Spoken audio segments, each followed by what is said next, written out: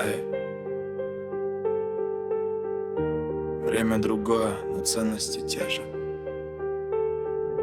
Он жил по совести, не по показу, и не продавал душу за лайки и слухи. Слово как камень, взгляд как закон.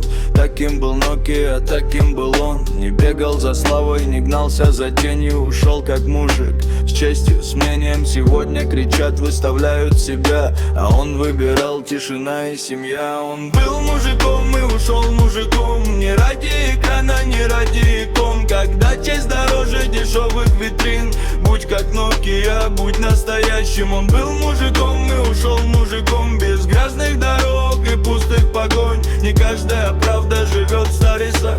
Будь как Nokia, брат, в своих делах. Раньше любовь берегли как огонь.